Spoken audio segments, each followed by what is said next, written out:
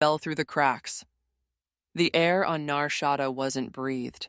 It was ingested, a thick, greasy slurry of exhaust fumes, ozone from faulty neon signs, and the pervasive, sweet-rotten stench of decaying garbage and despair.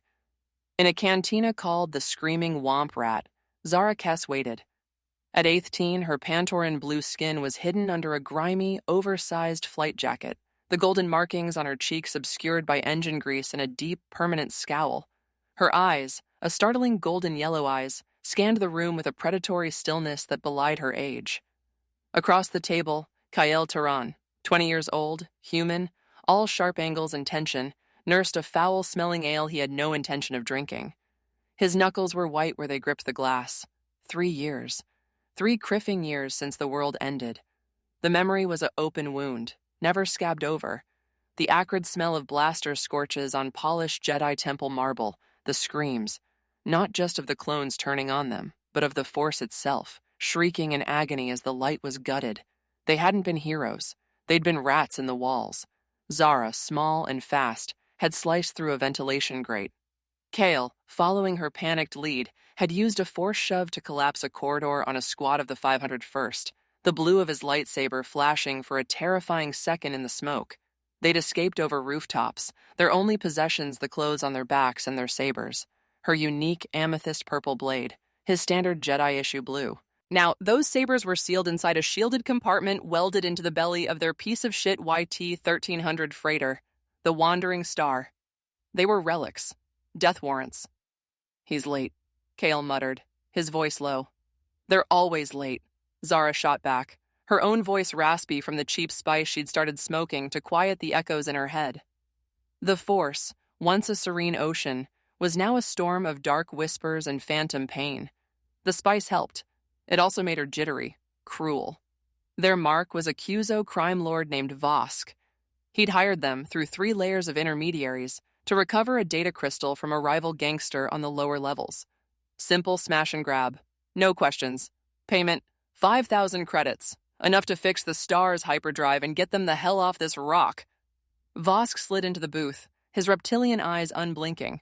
"You have it?" Zara tossed a small, blood-smeared crystal onto the sticky table. The smash part had been messy. The rivals' Gamorrean guards hadn't gone down easy. Kael had broken one's neck with a vicious, non-force-enhanced twist. Zara had put a blaster bolt through the other's eye socket. The gore hadn't bothered her. Not anymore. It was just wet. Vosk inspected the crystal, then nodded. A credit chit followed. "Pleasure." As he stood to leave, 4 of his own thugs blocked the booth. "A change in terms," Vosk hissed. "The payment is now your ship, and your lives." It was a trap. Of course it was a trap. Chaosis was a language they were fluent in. Kael didn't hesitate. He flung the full glass of ale into the lead thug's face, followed by the table itself with a grunt of purely physical effort. Bones crunched. Zara was already moving, a vibroblade flashing from her boot into the throat of the thug on her left. A hot jet of blood sprayed across her face. She tasted copper. Blasters were drawn. The cantina erupted. Patrons dove for cover or joined the fray, settling old scores. Zara ducked behind a support column, her custom DL-44 blaster, modified for a faster charge cycle, snapping up. She fired twice. A Weequay thug's chest exploded in a shower of charred flesh and splintered bone. "Kael, back door!" she screamed over the din. They fought as one, a brutal, efficient dance honed in secret over 3 years of desperate sparring sessions in the Star's hold. Their lightsaber forms, his gem so aggressive and powerful, her Ataru, acrobatic and unpredictable, translated into a vicious, gutter-brawling style. They used the environment. Bottles, chairs, a still-sparking neon sign Kael ripped from the wall to crush a Rodian's skull. But Vosk was smart. He hung back, a blaster rifle leveled. He fired.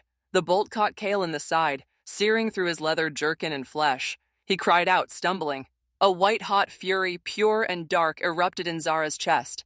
The spice-high clarity fused with something older, something buried. The Force. It wasn't a conscious choice. It was instinct. Her hand snapped out. Vosk, 20 feet away, was suddenly yanked off his feet as if by a giant, invisible hook.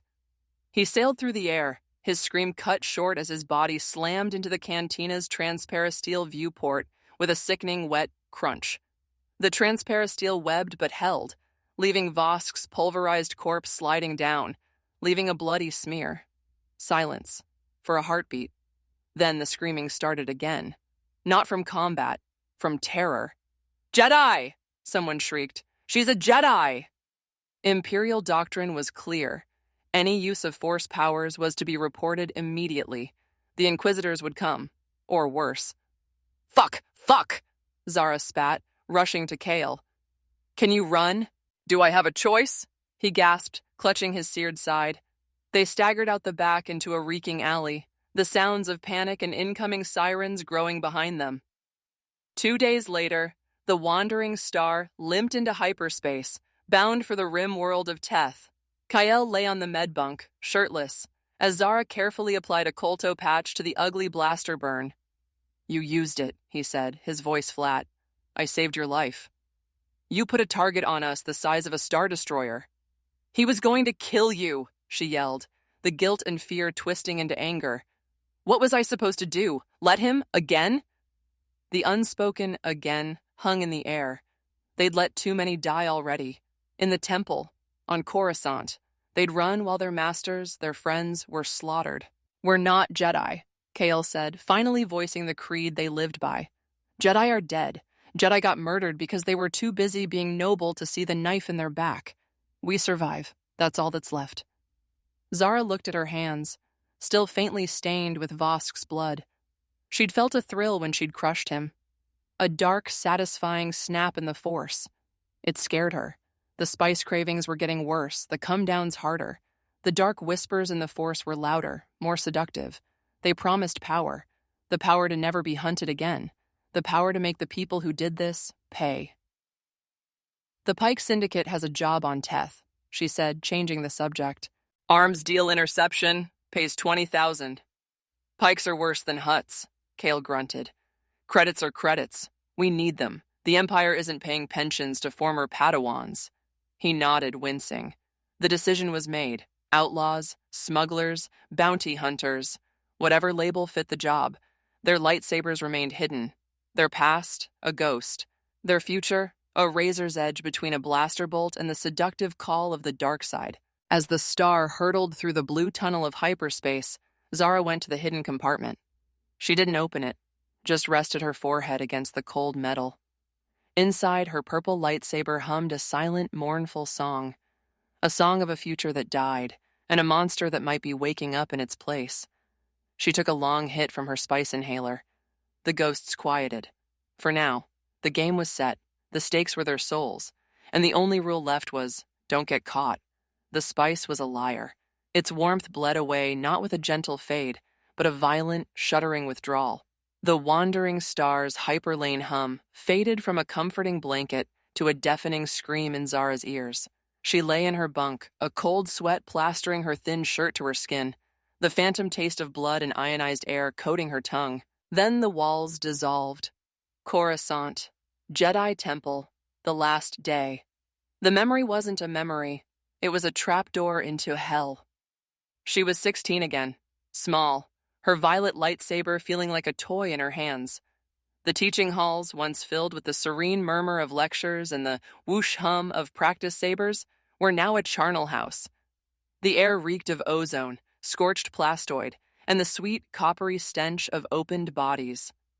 Master Nema, a kind Ithorian who taught healing, was cut down mid-sentence by a clone trooper's flamethrower. Her distinctive bellows shriek turned into a wet gurgle as her headdress ignited, her long neck blackening and crisping like meat on a grill. Zara vomited, the acid burning her throat. They ran, her and Kael, not towards the fight but away, into the lower archives. They passed Padawan Katuni, a Thalothian girl she'd shared a mechanics class with, pinned to a wall by 3 blaster bolts, her blue skin turned a sickly gray, eyes wide and empty. A youngling, a small human boy no more than 6, cowered behind a shattered data terminal. A clone trooper, CT-7721, she'd known his number, he'd joked with them last week, stepped around the terminal. His helmet tilted. The boy looked up, hope flickering. The blaster barrel flashed. The back of the boy's head vaporized in a pink mist, splattering the ancient scrolls behind him. The body slumped. "Don't look!" Kael, 18, face pale with terror, yanked her forward, his grip like Durasteel on her wrist. "Just run, Zara, run!" But the visions didn't stop. They hid in a service duct, pressed against cold pipes, listening to the methodical, booted footsteps and the occasional bark of a blaster finishing off a wounded Jedi. They heard Knight Trenox, a fierce Zabrak, roar in defiance, his yellow saber a blur, cutting down 2 clones before a dozen more bolts riddled his body, making it dance and jerk like a macabre puppet before it fell. They had to get past a checkpoint. 2 clones guarded a collapsed hallway, the only way to the landing platforms. Kael looked at her, his eyes haunted. "We need a distraction." He'd pointed to a group of 3 younglings hiding in an alcove across the hall, led by a Syrian Padawan barely older than them. Zara knew what he was thinking. She shook her head violently, tears cutting clean lines through the grime on her cheeks. "There's no other way," he hissed, his voice breaking. He took a deep breath, closed his eyes, and focused. With a pained grunt, he used the force to knock a loose chunk of masonry from the ceiling far down the opposite corridor. It crashed with a thunderous echo. "Movement! Sector 7!" one clone barked. Both troopers turned and ran toward the sound. The Syrian Padawan peeked out, saw the path clear, and ushered the younglings forward, flashing a quick, grateful look toward their hiding spot. They scurried past. As Zara and Kael moved to follow, a new squad rounded the corner behind the younglings. White armor, blue markings. The 501st, the lead person, cloaked adorned with a unique black design, moved with an unnatural, predatory grace. He didn't even give the order. His blue lightsaber ignited, a scream of plasma that drowned out all other sound. It swept once, twice. A brutal, efficient cascade of blue light. The Syrian Padawan's head spun from his shoulders. The younglings fell, not with cries, but with soft, cut-off gasps. Small bodies cleaved apart. The blue-bladed monster didn't pause. He stepped over them, his shadow falling across the hallway. It was Anakin Skywalker.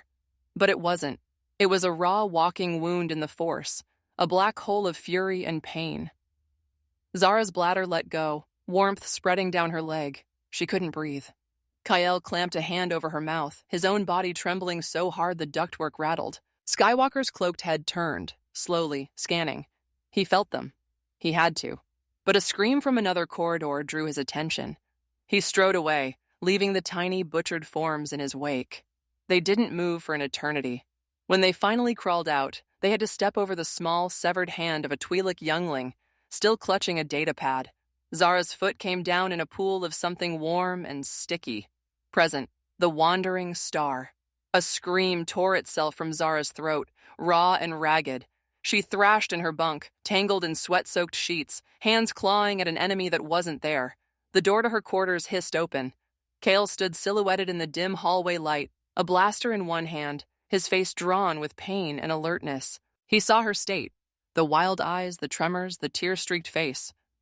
He holstered the blaster and was at her side in 2 strides, ignoring the protest from his own wounded side. He didn't touch her at first. "Zara, look at me. You're on the star. You're safe." "They were children," she choked out, her voice a broken thing. We used them. We led the clones right to them to save ourselves." The guilt, held back by spice and adrenaline, crashed over her like a tidal wave. "The Syrian. His name was... I can't remember his name. How can I not remember his name?" "It was Paxson," Kael said, his voice low and steady, a rock in her storm. "His name was Paxson, and we didn't lead anyone to them. We created a distraction, a different distraction. They were already being hunted. Skywalker found them because he's a fucking monster, not because of us. We ran. We left them all to die. We should have fought. We should have died," Kael snapped, finally grabbing her shoulders, his grip firm. "Look at me. If we had stepped out of that duct, we would be bones in the temple basement. We were children too, Zara. What were we supposed to do? Charge the 501st with our training sabers? Join the corpses?" He took a ragged breath, forcing his voice to soften. "We did what we had to do. We survived. It's the ugliest, most shameful thing in the galaxy, but we did it. We carry it so they don't disappear into the dark. We remember Paxson. We remember the younglings. We carry every single one. Zara shuddered, a fresh wave of sobs racking her body. The logic was cold, brutal, but it was the only logic their universe had left. It hurts, Kael. Everything hurts. The Force, it's just echoes of screaming now. I know, he murmured, releasing her shoulders to sit on the edge of the bunk. I hear it too. He paused, his eyes hardening. But the spice makes it worse. It's a shortcut to a dead end. It dulls the scream for a minute, then it comes back twice as loud. You're chasing ghosts into a furnace. It helps me focus, she argued weakly, wiping her nose on her sleeve. It helps you forget, and we can't afford to forget. Forgetfulness gets you killed out here, or gets us killed. He looked at her, the heartfelt concern cutting through his own hardened exterior. I need you sharp, Zara, not spaced out and jumping at shadows that aren't there. The real shadows are bad enough. He stood up, wincing again. The job on Teth. It's a straight grab. No frills. We get in, get the cargo, get paid. But you need to be you. The you that fought our way out of Nar Shaddaa.